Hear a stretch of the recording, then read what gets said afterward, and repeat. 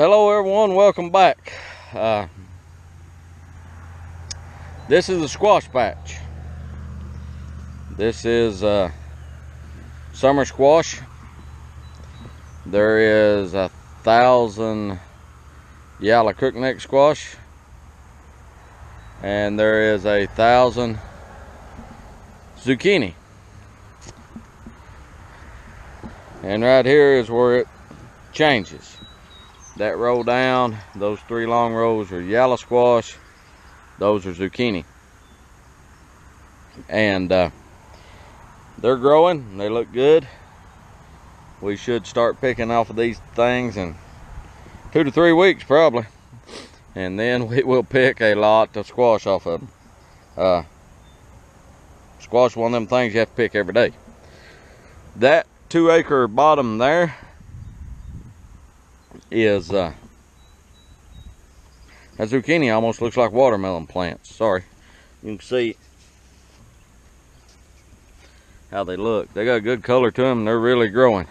They ain't been planted maybe 2 weeks, something like that, but they look good. But anyhow, as I was saying, that 2-acre bottom there, got to get hit, tilled, fertilized in. Half of it will be in broccoli, the other half will be in corn. So that's what that will be as we move along. And like I said before, we stagger our plantings out, and so that helps with our harvest and all that good stuff. But today's video is, I want to explain to you folks, kind of, you see a lot of, you'll see a lot of times I'll put up a video, I'm checking in on something or whatever. If you're growing vegetables, you need to keep a constant, you need to do constant scouting. In other words, you need to be checking in on these things on a regular basis. If you run into a situation where you got insects or diseases, you need to be able to get on it immediately. So basically, the days that I can't be in the field doing something, and you can see those are pretty, I try to get out and check on the stuff. Now, I may not check on everything every day. It may be every other day or every 3 days, or you know, whatever. Sunday mornings I try to check on everything, and then go from there. But you got to keep a close eye on the stuff in order to any potential problems you run into, to head them off.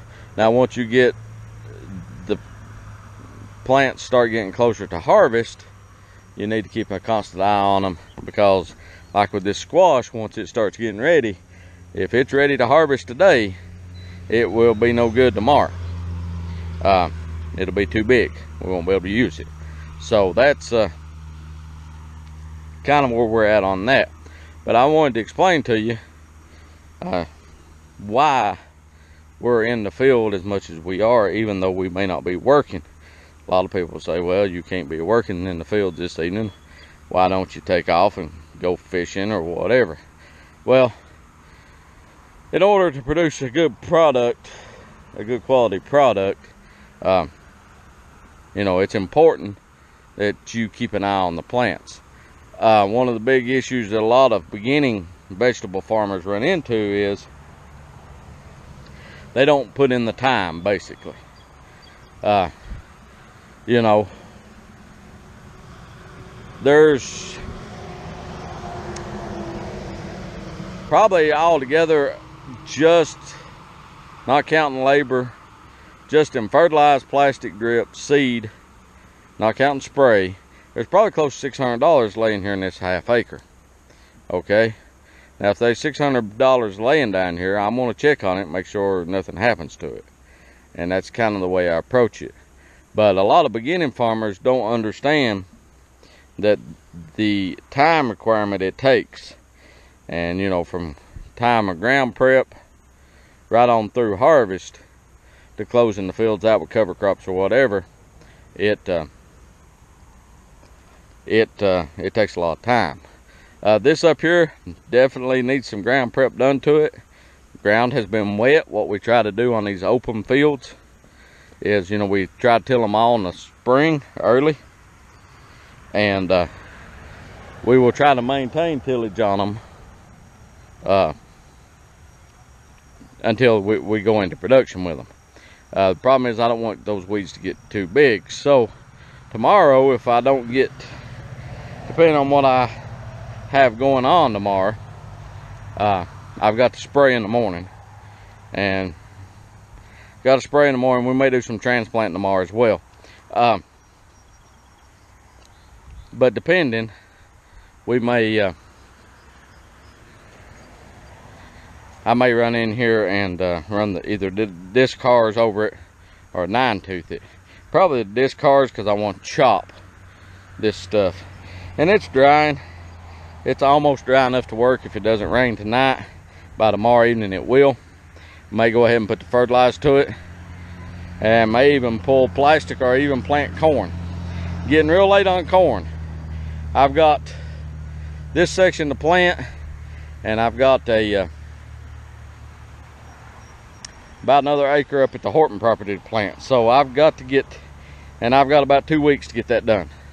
Maximum of 2 weeks, and then I'll be out of my window to planting corn.